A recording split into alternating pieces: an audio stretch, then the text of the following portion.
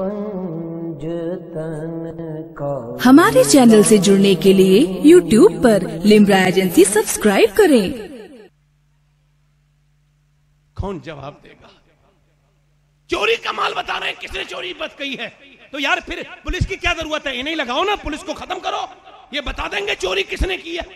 CCTV camera की जगह एक एक इसी जंतर मंतर वाले को लटकाओ। फाल खोल के क्या कहता है? तेरा काम ठीक नहीं चल रहा है, कारोबार ठीक नहीं चल रहा है, तुझ पे जादू है, तेरा काम ठीक नहीं है। मैंने कहा तेरा ही काम कब ठीक है जो ये तू काम कर रहा है? तेरा ही काम ठीक होता तो तू ये क्यों काम कर रहा होता? आज का मतलब यह है कि लोगों को 2 टके के लोगों की बात पर तो यकीन है, मगर कुरान से यकीन उठता जा रहा है। हर चीज का जवाब मेरे नबी की सबसे बड़ी छोड़ी भी सबसे बड़ा मौजज़ा ये कुरान है। अम्मी आयशा फरमाती थी हुजूर की सीरत देखनी है तो कुरान पढ़ो। सुभान अल्लाह, सुभान अल्लाह। आज कुरान नहीं पढ़ा जाता, कुरान तो रख दिया ताक में। जिस कुरान को बचाने के लिए करबला के मैदान में इमाम हुसैन ने तकरीबन 100 से ज्यादा जख्म खाए, मगर कुरान को बचाया कैसे? पढ़ते रहना। आज कुरान घरों में नहीं है। आज औरतें बेपर्दा हैं, बेगैरत हो गई औरतें। बेटों में पेट में अल्लाह ने उन्हें उम्मीद दे दी तो शुक्र नहीं अदा करती, जालिमा हो गई औरतें। सबकी बात नहीं कर रहा हूं, मगर अक्सर ऐसे ही हो गई है। पानीपत में एक बच्चा पैदा होता है, बच्चा पैदा होने के बाद रोता है। 1 दिन, 2 दिन, 3 दिन, 1 हफ्ता, 10 दिन, 15 दिन, 20 दिन, 25 दिन, 30 दिन लगातार हकीमों के पास गए, मगर बच्चा ठीक नहीं हुआ। आखिर हजरत फखरुद्दीन बाहुद्दीन ज़करिया मुल्तानी के दामाद वो गुजर के जा रहे थे। उनका ये बच्चा रो नहीं रहा, अल्लाह की हमद बयान कर रहा है। दरवाजे पे पहुंचे, का ये अल्लाह के वली के घर में कोई है? वालिद निकल के आए, कहने लगे ये वली कह रहे हैं आप इसे, ये 1 महीने से सोया नहीं है, ना सोने दिया है। मेरे पास लाओ, गोद में दिया, एक कान में कुछ पड़ा, दूसरे में कुछ पड़ा, बच्चा खामोश हो गया। आप ये बताएं कि ये बच्चा क्या आपने इसके कान में पढ़ दिया जो बड़े बड़े डॉक्टरों से ठीक नहीं हुआ, हकीमों से? कहने लगे इसकी मां क्या कुरान की हाफिजा है? कहा जब ये मां के पेट में था ना तो उसने इतना कुरान पढ़ा, इतना कुरान पढ़ा, इतना कुरान पढ़ा कि इस बच्चे की उठते बैठते चलते फिरते खाते पीते मां ने इतनी कुरान की तिलावत की कि इस बच्चे की रूह की ग़िज़ा कुरान की तिलावत बन गई। रूह की ग़िज़ा कुरान की तिलावत बन गई। और जब बच्चा पैदा हो गया, मां जच्चगी में चली गई, उसने कुरान नहीं पढ़ा तो बच्चे को कुरान की भूख लगी थी, तो मैंने इसके एक कान में एक आयत पढ़ी, दूसरे में दूसरी आयत पढ़ी, बच्चा खामोश हो गया। उसी बच्चे का नाम शरफुद्दीन बू अली शाह कलंदर पानीपती है।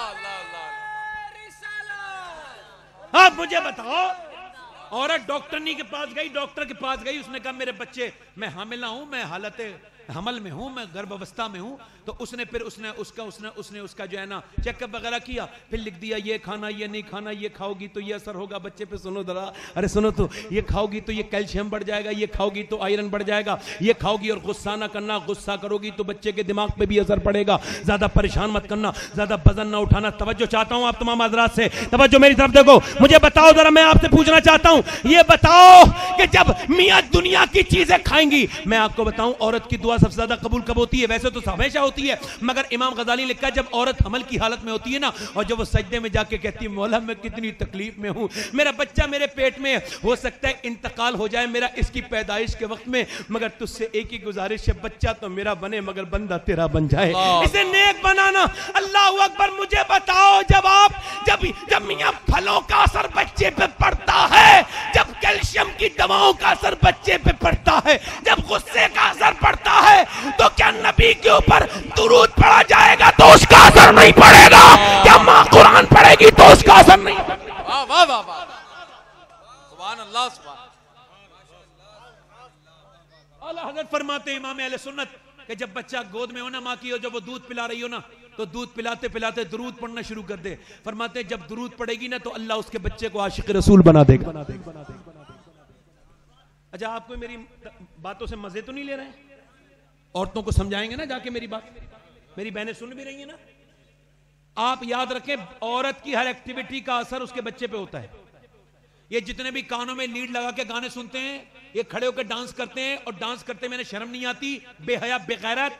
ये जितने भी पेंटियर लोग हैं इन सब से पूछो, इनकी माओ से कसम लेके पूछ लो कि जब ये पेट में थे तो जरूर उन्होंने बॉलीवुड की फिल्में देखी हैं। घरों में टीवियां नहीं है क्या? बुरा लग रही मेरी बात क्या? अरे जब नाचने कूदने लोगों को, बच्चों को देखेगी बच्चा पेट में है, बताओ आप मुझे। इधर देखो, मेरी तरफ तवज्जो करो। आजकल औरतें अपने घर में रहती हैं तो फटीचर कपड़े पहन के रहती हैं, और जब शादी में जाती हैं तो बिल्कुल तैयार होके जाती हैं, तैयारी करके जाती हैं, कंप्लीट मेकअप करके जाती हैं। अच्छा, घर में जरूरी था सजना तो घर में नहीं सजी, बाहर जाके सजी। इनका टारगेट क्या है मुझे बताओ आप? टारगेट बड़ा भयानक है, शर्म आ जाएगी सुनकर। ये अपने मर्दों को दिखाना ही नहीं चाहती, दूसरे मर्दों को दिखाना चाहती।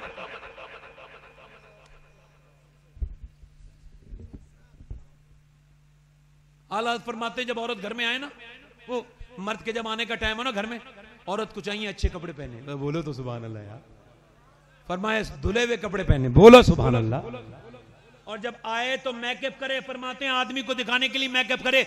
जितनी मर्तबा आईना देखेगी उतने ही सदके का सवाब अल्लाह अता फरमाएगा। उतने ही सदके का अल्लाह सवाब अता फरमाएगा। अब ये तो पूरे दिन तो ठीक रहती है, अच्छे खासा मुस्कुराती भी है। जब आदमी का वक्त आने का होता है तो कुछ मनहूस औरतें ऐसी होती हैं, जब आदमी आने का वक्त होगा तो मुंह बना के बैठ जाएगी, बिल्कुल फूड़ एकदम मूड खराब उसका। ऐसी जहन्नमी है औरत, अलामत है जहन्नम की। सुनो मेरी बात, ध्यान से सुनो, मैं तुम्हें बता रहा हूं, याद रखो इस बात को। अच्छी औरत वो है, बेहतरीन औरत वो है कि जब उसका घर में आदमी आए तो वो मुस्कुरा के उसका इस्तकबाल करे। थके हारे परिंदे जब बसेरे को लौटे, वसीम बरेलवी ने कहा था, थके हारे परिंदे जब बसेरे को लौटे तो सलीकेमंद शाखों का लचक जाना जरूरी है। अल्लाह अकबर।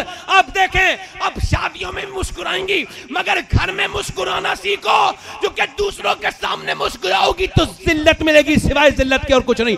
अगर अपना घर बनाना है तो अपने शौहर को देख के मुस्कुराया करो। ये फातिमा ज़हरा की सुन्नत भी है और इसमें बरकत भी है। वाह वाह, सुभान अल्लाह, सुभान अल्लाह। बोलो तो सही, जरा सुभान अल्लाह बोलो यार। बुरी बात तो नहीं लग रही है? मैं तो अपनी बहनों से कह रहा हूं, आपको बुरा तो नहीं लग रहा है? एक साहब कहने लगे मेरी भी बड़ी नेक थी सैयद साहब। मैंने क्या हुआ? बोले पड़ोसन ने बिगाड़ दिया। मैंने क्या हुआ? कहने लगे पड़ोसन आ गई, कहने लगी तेरे कपड़े तो बड़े अच्छे रहते हैं मगर तू जाती है पर्दा करके शादी में, ये बता वहां कौन होता है? गैर सब अपने ही तो होते हैं। वो कहने लगे शैतान की खाला ऐसी आई कि मेरी बीबी जो है ना उसका कदम बहक गए। मैं बतेरा कहूं पर्दा करे, करती नहीं। एक दिन शादी में जा रहे थे तो मुझसे बोली गाड़ी में बैठ के कैसी लग रही हूं? तो मैंने कहा मैं तो शाम पे भी घर पे होता हूं, रात भी घर पे होता हूं। मैं रो के बोला कहीं बेगम तुम्हारी वजह से जहन्नम में न चला जाऊं। क्या हुआ? कहा तुम मुझे दिखाने के लिए सजती ना तो मुझसे घर भी पूछ लेती। अब तो तुम जिन निकम्मे लफंगों को दिखाने के लिए सज रही हो उन्हीं से जाके पूछो कि तुम कैसी लग रही हो। क्या समझती हैं ये औरतें? बाहर निकलती हैं बेपर्दा, जिस्म पे टाइट लिबास पहनकर। इन्होंने सीरियल का स्क्रीनशॉट लिया, टेलर के पास गई, ऐसे ही बिल्कुल बाजू सियो, ऐसे ही गला बनाओ जैसे सीरियल में बना है, ऐसे ही फिटिंग के कपड़े बनाओ। तुझे ऐसे किसी ने ये बात नहीं समझाई कि ये जो सीरियल में आती है ये तो धंधे वाली फाहिशा है। तेरा उससे क्या मुकाबला? तू तो मेरे नबी के दीन की इज्जत है, तेरा उससे क्या मतलब? वाह वाह वाह वाह, तेरा उससे क्या मतलब है? औरतों की जिंदगी के लिए नमूने अमल जनाब सैयदा की जिंदगी है। वाह वाह वाह। किसकी जिंदगी है बोलो? मौला अली कहते हैं नबी पाक की बेटी का विसाल हो रहा था। मैंने कहा फातिमा कोई आखिरी ख्वाहिश? तो कहते हैं रो के बोली मेरा जनाजा जरा किसी गैर मर्द से बचा के निकालना, किसी गैर मर्द की नजर न पड़े मेरे जनाजे पर। अस्मा बिनते अबू बकर, अस्मा बिनते उमैस कहती है हज़रत अबू बकर सिद्दीक की बीबी, मैं सैयदा के पास गई, रो रही थी। मैंने कहा क्यों रो रही है? कहा मेरा इंतकाल का वक्त है। मौत से डर रही? का नहीं, मैं सोच रही जीते जी तो पर्दा किया, इंतकाल के बाद जब मेरा जनाजा निकले ना तो मैं सोच रही हूँ ऐसा ना हो कि कहीं जनाजा जब चलता है तो लोग कांधा बदलते हैं, मैयत हिलती है, मैं सोच रही मेरी बेपर्दगी ना हो जाए।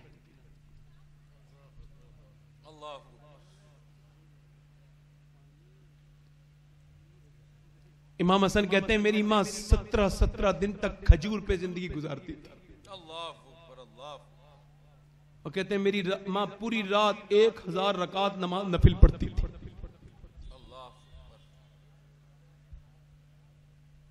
माँ नेक तो बच्चे नेक, जरा बोलो तो सही सुभान अल्लाह। रात का वक्त है, जरा गौर करना करचना वालों, जरा ध्यान दो मेरी बात पर। रात का वक्त है, एक औरत रो रही है और रोते रोते रोते रोते रोते उसका बच्चा उठ गया। बच्चे ने माँ को रोते हुए देखा, आगे बढ़ा, आंखें मलता हुआ आगे गया, देखा तो माँ रो रही थी, माँ के करीब बैठ गया। नींद की हालत में था मगर रोते देख के बच्चा ना दिल परेशान हो गया। 8 साल का बच्चा था। माँ से कहने लगा अम्मा क्यों रो रही हो? माँ ने सलाम फेरने के बाद कहा बेटे अभी जब मैं सो रही थी तो मेरे हाथ पे कीड़ा चढ़ा का, फिर मुझे याद आया कुछ दिनों के बाद कब्र में जाऊंगी और तख्तों के नीचे मेरी लाश को दफन कर देंगे, फिर जब अंधेरा होगा तो मेरे मुंह में नाक में कीड़े चलेंगे, उन कीड़ों की याद आके मुझे डर लग रहा है। यार आप गौर तो करो, कुछ दिनों के बाद मैं भी कब्र में होऊंगा, आप भी कब्र में होंगे। आज से 20-25 साल के बाद, 50 साल के बाद लोग कहेंगे थे एक साफ फला जगह रहते थे, अल्लाह अकबर। वो कहने लगी मेरे बेटे मुझे कब्र की फिक्र है, रोने लगी। बेटा बोला माँ तू तो बड़ी है, मैं तो बहुत छोटा हूँ, मेरा क्या होगा? माँ ने बेटे को समझाया नहीं, कहने लगी सजदे में चला जा, अल्लाह कब्र के अजाब से बचाएगा। बेटा जब सजदे में जाके रोया ना तो माँ भी सजदे में चली गई। कहने लगी मेरे मालिक यहाँ तक लाना मेरा काम था, यहाँ से आगे कबूल करना तेरा काम है। मेरे मालिक मैं बेवा औरत हूँ, मेरा शौहर नहीं है, मेरा बच्चा छोटा है, इसे अपनी बारगाह में कबूल कर ले मेरे मालिक, मेरा कोई सहारा नहीं है मेरे मालिक, मेरे बच्चे को कबूल कर। रोज माँ रोती थी, बच्चे की भी आदत पड़ गई सजदे में अल्लाह के सामने रोने की। मियाँ बच्चा जवान हुआ, माँ का इंतकाल हो गया, बच्चे का रंग दिल्ली पे चढ़ गया, बच्चे का भी विसाल हो गया।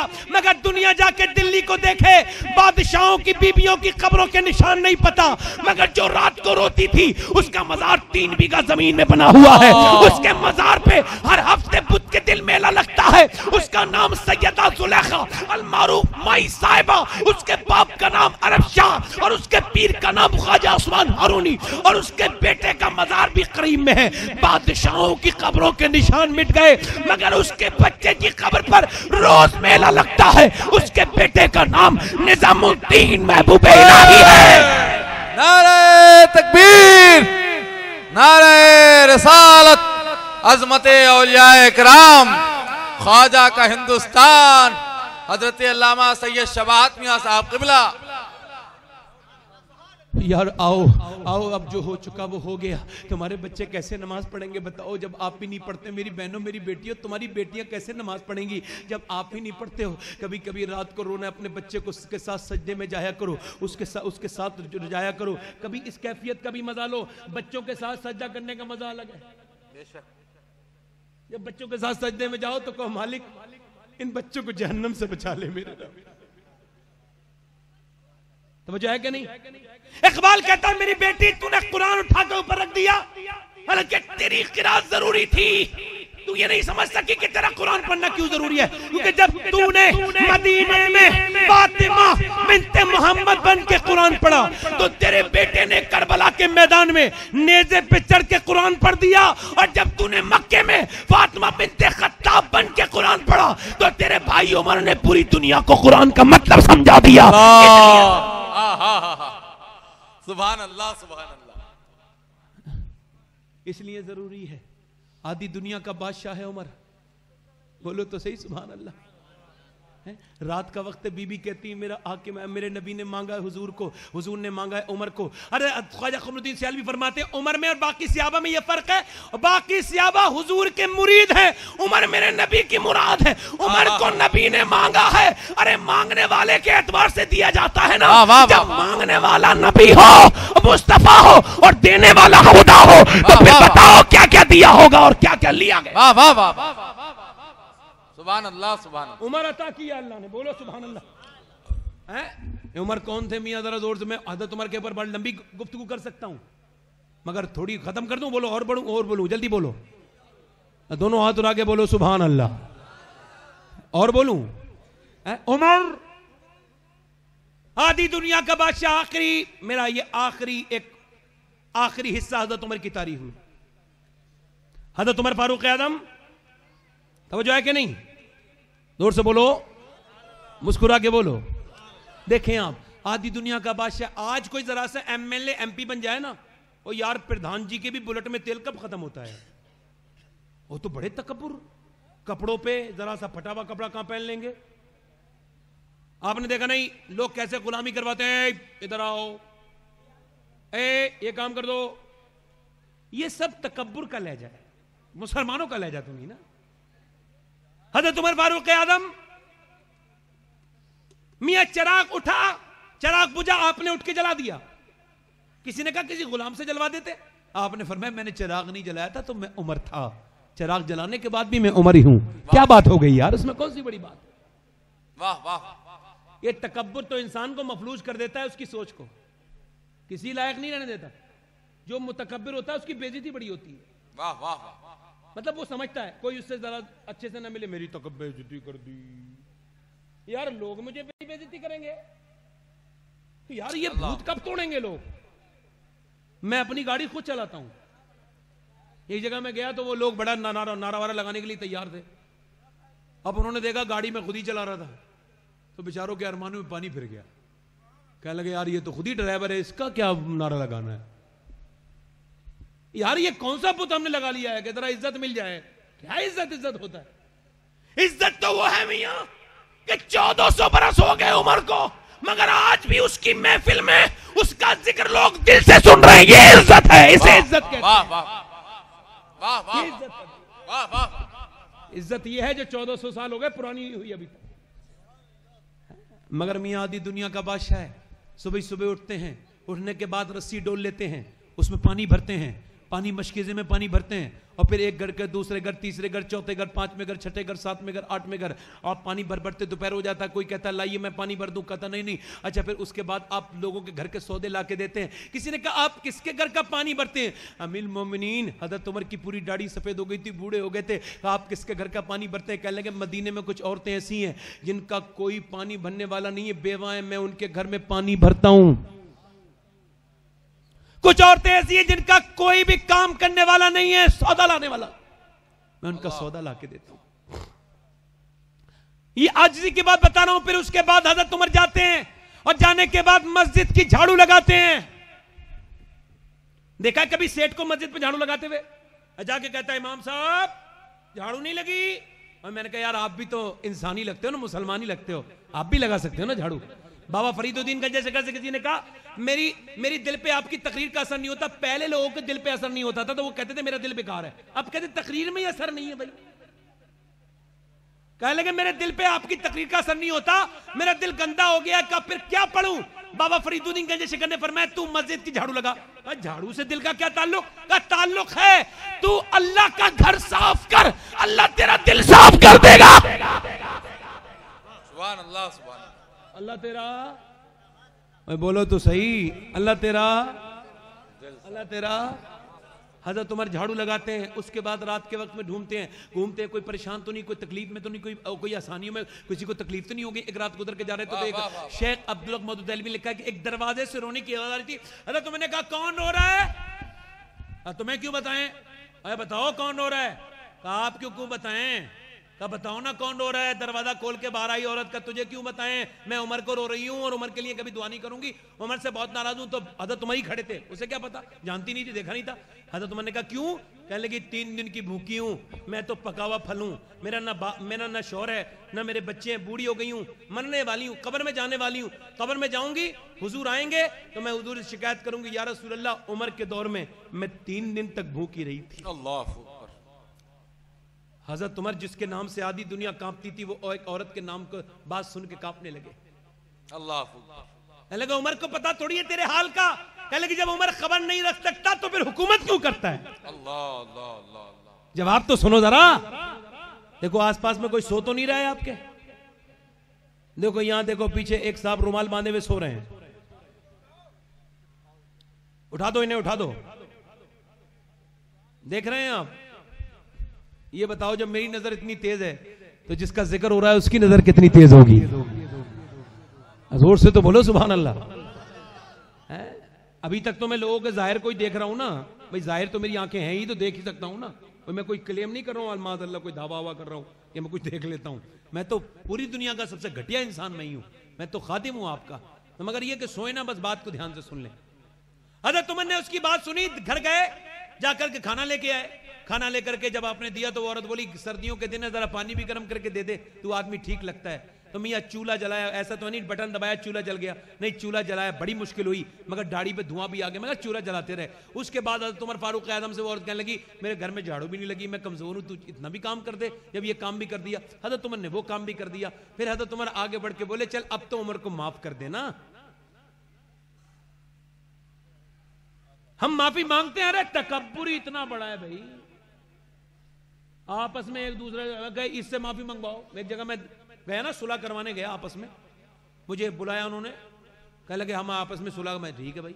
मैं कहा भाई चलो, तो बोले इससे माफी मंगवाओ, बोले नहीं इसकी गलती, इससे माफी मंगवाओ। दोनों यही कह रहे हैं, मैं कहा मैं तुम दोनों से माफी मांगता हूं भाई, मेरे पास वक्त नहीं है, मैं जा रहा हूं। यार माफी मांगने में कौन सी बड़ी बात है यार, बोलो मैं आप सबसे माफी मांग लेता हूं। ये तकब्बुर है, गुरूर है। और मेरे मुताबिक, मैंने जितना इस्लाम को समझा है, मेरे मुताबिक अगर अल्लाह तक कोई चीज रुकावट बनती है तो वो तकब्बुर है, इसके अलावा कुछ नहीं। तकब्बुर के बदले में हसद पैदा होता है, हसद के बदले में गीबत पैदा होती है, और गीबत बर्बाद कर देती है। इसी वजह से अच्छा ख्याल रखा करो लोगों के बारे में, जरा बोलो सुभान अल्लाह। कुछ लोग तो ऐसे मिजाज बने बैठे, पूरा रजिस्टर लिए बैठे, पूरी दुनिया में क्या हो रहा है क्या कहना है, ऐसा लगता है सारों का हिसाब इसे ही देना है। अरे बोला हालात खराब है, एक साहब कह लगे मुल्क के बड़े हालात खराब है। मैंने कहा आपने किए? बोले नहीं। मैंने कहा आप सही कर सकते हैं? बोले ये भी नहीं कर सकता। मैंने कहा जो कर सकता है फिर वो करना, इन बातों में क्यों लगा हुआ है ना, तो मुझे नहीं क्या कहना है। वाह वाह वाह। हज़रत उमर फारूक आज़म कहते हैं ऐसा कर मुझे माफ कर दे। औरत कहने लगी उमर को माफ कर दे, ये नहीं कहा मुझे, ये कहा उमर को माफ कर दे। आज हम माफी मांगते हैं, आगे सगी माओ से लोग माफी नहीं मांग रहे, बाप से माफी नहीं मांग रहे, भाई से माफी नहीं मांग रहे, बहनों से माफी मांगने में अपनी इल्सट समझते हैं माज़अल्लाह। एक जगह में गया तो एक औरत ने मुझे बुलाया दरवाजे के अंदर, कह लगी सैयद साहब मेरी बात सुने। बूढ़ी औरत थी, कह लगी ये मेरा बेटा है जो ये फातिहा कराने इंतजाम करा रहा है, इतनी लंबा लंगर कर रहा है। मैंने कहा फिर? कह लगी इससे कहें एक हफ्ते में 100 रुपए तो मुझे दे दिया करे। फिर मुझसे कहने लगी कि इससे कहें आप 1 साल पहले इसके बाप का इंतकाल हुआ था, मैं पान खाती थी, इसने 1 साल के अंदर मेरा पान भी छुड़ा दिया। कहने लगा मैं तेरे पान का खर्चा नहीं उठा सकता। कहने लगे इसके पास कई कई कारें हैं।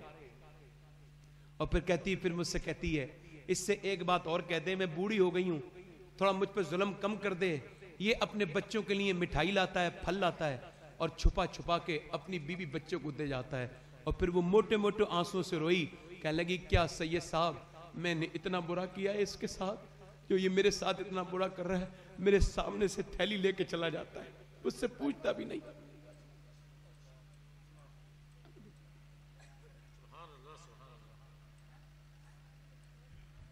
अम्मी आयशा फरमाती मेरे दरवाजे पे एक औरत आई, उसने कहा कुछ मिलेगा, भूखे मेरे बच्चे हैं। फरमाती मैंने दरवाजे पे 3 खजूरें दे दी। उसने एक खजूर खुद, एक अपने बच्चे को दी, दूसरे बच्चे को दी, और तीसरी खजूर अपने मुंह में रख ली। वो अपने मुंह में रख के उस खजूर को खाना ही चाहती थी।